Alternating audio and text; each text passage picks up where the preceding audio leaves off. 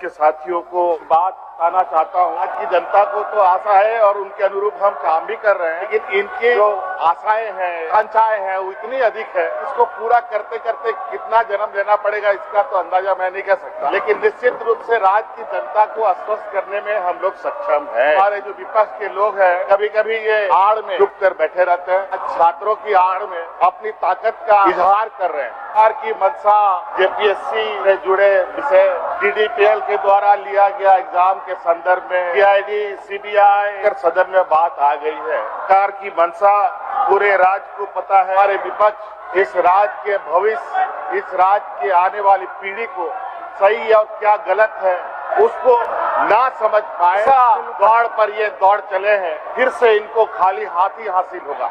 इन परीक्षाओं को हम रद्द करने जा रहे हैं। रद्द करने का निर्णय लेने की सरकार ने छात्रों को आश्वस्त किया है, परीक्षाओं को जांच करने का आश्वासन दिया है।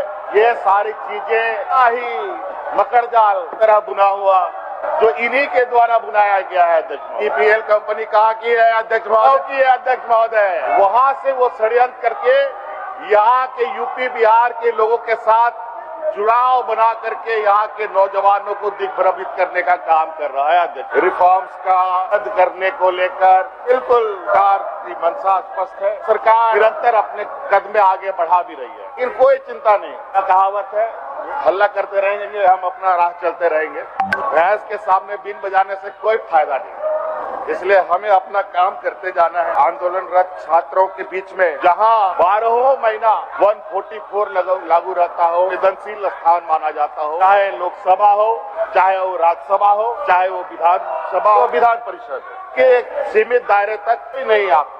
हमारे जो विपक्ष के लोग गिरवा वस्त्र पहन करके ढोंग रच करके दुनिया को दिग्भ्रमित कर रहे हैं, अब छात्रों का भी चोला पहन करके छात्रों को गुमराह करने में लगे।